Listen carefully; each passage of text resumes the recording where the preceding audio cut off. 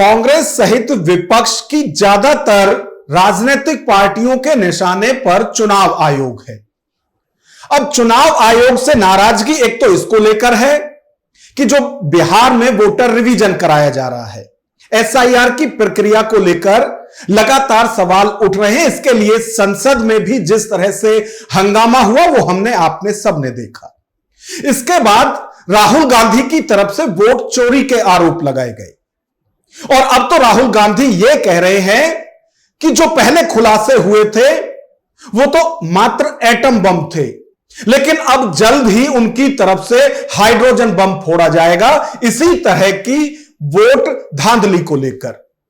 और अब तो विपक्ष की तरफ से एक नई मांग रख दी गई है। हालांकि मांग पुरानी है, लेकिन अब नए सिरे से इसको उठाया जा रहा है। अब विपक्षी पार्टियों की तरफ से कहा जा रहा है कि वोट ईवीएम के बजाय बैलेट पेपर से कराई जाए। अब बैलेट पेपर से वोट कराना कितना सही है आज के युग में, या इससे चुनाव पर क्या फर्क पड़ेगा, आज हम इसी पर विश्लेषण करेंगे। नमस्कार, मैं हूं नगेंद्र भाटी। देश में 2014 से एनडीए की सरकार है और नरेंद्र मोदी देश के प्रधानमंत्री हैं। अब चाहे 2014 के चुनाव की बात करें, 19 के चुनाव की बात करें या फिर 24 के चुनाव की बात करें, लगातार एनडीए की जीत हुई है और नरेंद्र मोदी प्रधानमंत्री बने हैं। अब इसको लेकर जो नाराजगी है वो लगातार विपक्ष के अंदर देखी जा रही है। विपक्ष की तरफ से लगातार ये सवाल उठाए जा रहे हैं, खासतौर से 2024 के लोकसभा चुनाव को लेकर, कि जनता का जनादेश तो विपक्षी पार्टियों के साथ था, लेकिन बीजेपी और एनडीए के सभी दलों ने चुनाव आयोग के साथ मिलकर धांधली की और जनादेश की चोरी की। यानी देश की जनता चाहती थी कि इस बार मोदी जी की विदाई हो जाए, लेकिन चुनाव आयोग के साथ मिलकर बीजेपी ने बाजी पलट दी। ये इस तरह के तमाम जो आरोप हैं वो विपक्ष की तरफ से लगाए जा रहे हैं। अब विपक्षी पार्टियों की तरफ से कहा जा रहा है कि ईवीएम इसमें सबसे बड़ा चोर है, क्योंकि ईवीएम की मदद से बीजेपी लगातार चुनाव जीत रही है। और ना सिर्फ केंद्र के चुनाव, बल्कि जो राज्यों में चुनाव हुए हैं उसमें भी ज्यादातर बीजेपी की ही जीत हुई है। और विपक्ष की तरफ से सवाल तो यह भी उठाए जा रहे हैं कि जहां पहले कांग्रेस की सरकार थी और जैसे ही चुनाव हुआ तो एंटी इनकम्बेंसी देखी गई और वहां पर सरकार बदल दी गई, लेकिन बीजेपी शासित कई राज्य ऐसे हैं जहां एक नहीं, दो नहीं, बल्कि तीन बार से भी बीजेपी की सरकार है, लेकिन वहां कोई जनता के अंदर नाराजगी चुनावी नतीजों में नहीं देखी गई है। तो इसी को लेकर लगातार एक तो वोट चोरी का आरोप विपक्ष की तरफ से लगाया जा रहा है, और वोट चोरी ना हो इसके लिए अब कहा जा रहा है कि ईवीएम की विदाई की जाए और उसकी जगह बैलेट पेपर से वोट कराई जाए। अब बैलेट पेपर से वोट कराने की विपक्ष की यह मांग कोई नई नहीं है, लेकिन 2024 के लोकसभा चुनाव के बाद से लगातार विपक्ष की तरफ से यह कहा जा रहा है कि बहुत हो गया ईवीएम से चुनाव। अब देश की जनता लगातार यह चाहती है कि चुनाव ईवीएम के बजाय बैलेट पेपर से हो। देश में अभी हाल ही में उपराष्ट्रपति चुनाव हुआ है, जिसमें कि बैलेट पेपर से वोट डाली गई थी, और अब विपक्ष की तरफ से यही दलील दी जा रही है कि जब राष्ट्रपति उपराष्ट्रपति के चुनाव बैलेट पेपर से हो सकते हैं, तो फिर एमपी एमएलए को चुनने के लिए ईवीएम से क्यों वोट डलवाई जाती है। और कांग्रेस के नेता हैं, राज्यसभा सांसद हैं रणदीप सिंह सुरजेवाला, उनकी तरफ से यह मांग एक बार फिर दोहराई गई है। सबसे पहले तो पूरा देश देख रहा है, भाजपा और प्रधानमंत्री ये बताएं कि अगर उपराष्ट्रपति पद का चुनाव बैलेट पेपर से हो सकता है तो देश के सांसदों और विधायकों का क्यों नहीं। अगर सरपंच का जिला परिषद का चुनाव बैलेट पेपर से हो सकता है तो सांसदों और विधायकों का क्यों नहीं। एक तो मूल प्रश्न ये है। समाजवादी पार्टी के नेता हैं रविदास मेहरोत्रा, उनकी तरफ से तो यहां तक कहा जा रहा है कि 2024 का जो लोकसभा चुनाव हुआ था उसमें चाहे प्रधानमंत्री की बात करें या फिर रक्षा मंत्री राजनाथ सिंह की बात करें, दोनों ही चोरी की वोट से जीते हैं। वो ये कह रहे हैं कि लखनऊ में आज भी आप वोट करा के देख लें, लेकिन बैलेट पेपर से वोट पड़नी चाहिए। तो जो राजनाथ सिंह 2024 में चुनाव जीत गए थे वो अब 1 लाख वोट से चुनाव हार जाएंगे। समाजवादी पार्टी के नेता क्या कह रहे हैं, एक बार इनको भी सुनिए। 2024 में बहुत बड़े पैमाने पर भारतीय जनता पार्टी ने जुगाड़ आयोग से मिलकर के चुनाव में धांधली और बेईमानी करके वोट की चोरी करके सरकार बनाई है। प्रधानमंत्री हो और चाहे लखनऊ में राजनाथ सिंह रक्षा मंत्री हो, ये वोट चोरी करके चुनाव जीते हैं। और हमारी चुनौती है लखनऊ में सांसद हैं, देश के रक्षा मंत्री हैं कि वो अपने पद से इस्तीफा पद पर रहें, हम अपने पद से इस्तीफा देंगे और वो दोबारा चुनाव करा लें। अगर बैलेट पेपर से चुनाव होगा तो राजनाथ सिंह 1 लाख वोटों से अधिक वोटों से चुनाव हारेंगे। बैलेट पेपर के पक्ष में विपक्ष की तरफ से तमाम तरह की दलीलें दी जा रही हैं। अब लोकसभा सांसद हैं कांग्रेस के तारिक अनवर, वो ये कह रहे हैं कि जब अमेरिका जैसे देश में जो हर तरह से सक्षम है वहां पर ईवीएम के बजाय बैलेट पेपर से चुनाव कराए जाते हैं, तो फिर भारत की सरकार और चुनाव आयोग ईवीएम पर ही क्यों अड़े हुए हैं। अमेरिका जो जैसा देश दुनिया का सबसे शक्तिशाली डेमोक्रेटिक देश कहा जाता है, वो देश वहाँ दोनों तरह के ऑप्शन हैं। आप इलेक्ट्रॉनिक से भी करना चाहते हैं तो कर सकते हैं और बैलेट से करना चाहते हैं तो बैलेट से कर सकते हैं। तो ये ऑप्शन तो दिया जाना चाहिए। इसमें क्या मजबूरी है हमको समझ में नहीं आ रहा। अब विपक्ष की तरफ से तमाम तरह की दलीलें दी जा रही हैं कि सरकार और चुनाव आयोग ईवीएम के बजाय बैलेट पेपर से चुनाव कर रहे हैं और इसमें राष्ट्रपति उपराष्ट्रपति चुनाव की दलीलें भी दी जा रही हैं। अब इसी पर बीजेपी के लोकसभा सांसद हैं साक्षी महाराज, वो कह रहे हैं कि जो दलील विपक्ष की तरफ से दी जा रही है कि ईवीएम के बजाय बैलेट से वोट कराई जाए, तो वो कह रहे हैं कि अभी हुई तो थी वोट, उपराष्ट्रपति चुनाव में बैलेट पेपर से ही तो वोट पड़ी थी और कांग्रेस की तरफ से दावे किए जा रहे थे कि उनकी 318 वोट तो अपनी हैं, जो विपक्ष के सांसद हैं, और अंतरात्मा की आवाज को सुनकर भी एनडीए के या जो दूसरे सांसद हैं जो अभी खुलकर पक्ष में नहीं आ रहे हैं, जब वोट पड़ेगी तो वो इंडिया ब्लॉक के जो उम्मीदवार हैं उनके पक्ष में वोट देंगे। अब साक्षी महाराज कह रहे हैं कि ये तो उल्टा हुआ, जिन वोटों पर दावा कर रहे थे इंडिया ब्लॉक के लोग, वो वोट तो एनडीए के प्रत्याशी को पड़ गई और बहुत सी वोट खराब भी हुई हैं। अब साक्षी महाराज कह रहे हैं कि जो एनडीए के प्रत्याशी हैं उनके पक्ष में 438 वोट पड़नी थी, लेकिन जब वोट खुली, जब परिणाम आए तो उनके पक्ष में 452 वोट थी। यानी कि अंतरात्मा की आवाज की बात तो कर रहे थे इंडिया ब्लॉक के लोग, लेकिन अंतरात्मा की आवाज पर दूसरे प्रत्याशी को वोट कर गए इंडिया ब्लॉक के ही लोग। अब वो कह रहे हैं कि यदि ईवीएम से ये वोट पड़ी हुई होती तो यही लोग कहते कि धांधली हुई है, ईवीएम से गड़बड़ी हुई है। एक बार उन्नाव से लोकसभा सांसद साक्षी महाराज को भी सुनिए कि बैलेट और ईवीएम की जो बीच की ये लड़ाई है, इस पर वो क्या कह रहे हैं। अभी उपराष्ट्रपति का चुनाव हुआ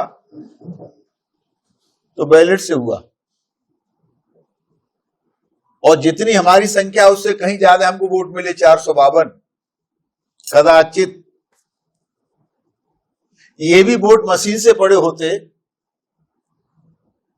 जो विपक्ष दीवारों में सिर मार के सिर फोड़ लेता और फिर हमें चोर बताता, मोदी को चोर बताता। लेकिन सांप सूंघ गया। तो विपक्ष कब क्या करेगा कोई आश्चर्य नहीं करना चाहिए। ये विकृत मानसिकता के लोग हैं। बिहार के पूर्णिया से निर्दलीय सांसद हैं पप्पू यादव। वो भी इस मामले में विपक्ष की ही भाषा बोल रहे हैं। अब वो कह रहे हैं कि पता नहीं चुनाव आयोग और सरकार को क्या जिद है, क्या वजह है जिससे कि वो ईवीएम से ही वोट कराने पर अड़े हुए हैं। वो बैलेट पेपर से इसलिए वोट नहीं कराते क्योंकि ईवीएम सरकार बनाने की मशीन है। तो सवाल वो भी ईवीएम पर उठा रहे हैं, सवाल वो भी चुनाव आयोग की मंशा पर उठा रहे हैं और आरोप लगा रहे हैं कि ईवीएम से ही धांधली कर कर बीजेपी और एनडीए की सरकार बनती है। आप के लिए बैलेट पेपर जो सामने में है इंपॉर्टेंट है, सीसीटीवी फुटेज है, सब कुछ है, आप उसको देखिए। तो क्या प्रॉब्लम है बैलेट पेपर पर नहीं हो? क्यों सत्ता और चुनाव आयोग नहीं चाहती है? ईवीएम और बैलेट पेपर की इस जंग में गिरिराज सिंह का बयान आया है। केंद्रीय मंत्री हैं गिरिराज सिंह। वो ये कह रहे हैं कि अब तो इस तरह की मांग करना ही बेकार है क्योंकि ये लोग यानी कि विपक्ष ईवीएम और बैलेट पेपर दोनों से ही चुनाव हार चुके हैं। गिरिराज सिंह यहां उपराष्ट्रपति चुनाव की दलील दे रहे हैं। वो कह रहे हैं कि उपराष्ट्रपति चुनाव में बैलेट पेपर से ही वोट डली थी, लेकिन ये इस बार भी हार गए। जब बैलेट से होता तो भी वोट चोरी, जब ईवीएम से होता तो भी वोट चोरी। राहुल गांधी जी ने तो अनाउंस किया कि हमारा 318 वोट सुनिश्चित है, और कहां गया वोट? उनका वोट गया कहां? अपने वोट को भी नहीं संभाल पाए। ईवीएम में हार जाए तो चोरी। अब तो 2 चुनाव हुआ। ईवीएम और बैलेट पेपर को लेकर जिस तरह की जंग इन दिनों देश में छिड़ी हुई है, अब खासतौर से विपक्ष की यदि बात करें तो उनकी तरफ से यह आरोप लगाए जा रहे हैं कि ईवीएम में चुनाव आयोग की तरफ से धांधली की जाती है जिसका फायदा बीजेपी और एनडीए के जो घटक दल हैं उनको मिलता है। इसलिए जो चुनाव है निष्पक्ष हो और निष्पक्ष चुनाव के लिए चुनाव बैलेट पेपर से कराया जाए। इसको लेकर पूर्व केंद्रीय मंत्री हैं रविशंकर प्रसाद। उनकी तरफ से कहा जा रहा है कि जो ये छटपटाहट देखी जा रही है बैलेट पेपर से चुनाव कराने की, वो इसलिए है क्योंकि जब बैलेट पेपर से वोट डाली जाती थी, वो इसमें बिहार का उदाहरण दे रहे हैं, वो कह रहे हैं कि उस वक्त बूथ लूट होती थी और जिस तरह से बूथ कैप्चर करके वोट डलवाई जाती थी अपने पक्ष में, आज तेजस्वी और कांग्रेस उसी युग को वापस लाने के लिए लगातार प्रयास कर रहे हैं। तो जो बार बार कहते हैं चुनाव आयोग, और अखिलेश यादव कहते हैं, तेजस्वी यादव कहते हैं कि बैलेट पेपर लाओ, वो दर्द है दिल में कि हम बूथ कैप्चर नहीं कर पा रहे हैं।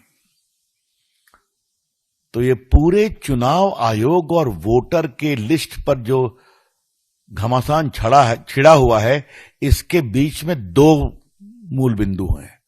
हमें बूथ कैप्चर करने का अधिकार दो और घुसपैठियों को नहीं निकालो। अच्छा, एक तरफ लगातार पक्ष और विपक्ष में, चाहे ईवीएम के पक्ष वालों की बात करें या फिर जो बैलेट पेपर से वोट कराना चाहते हैं उनकी बात करें, एक जंग का माहौल इन दिनों ईवीएम और बैलेट पेपर को लेकर देश में छिड़ा हुआ है। यदि सरकार की बात करें तो उनकी तरफ से तो यही कहा जा रहा है कि क्योंकि चुनाव आयोग एक स्वतंत्र संस्था है और चुनाव आयोग यह चाहता है कि देश में जो चुनाव हो वो ईवीएम के जरिए हो, तो उन्हें उससे कोई दिक्कत नहीं है। वहीं दूसरी तरफ विपक्ष के आरोप हैं कि जिस तरह से चुनाव दर चुनाव बीजेपी जीत हासिल कर रही है, उसमें हो ना हो ईवीएम की और चुनाव आयोग की भूमिका ज्यादा है। इसलिए बैलेट पेपर से चुनाव होने चाहिए।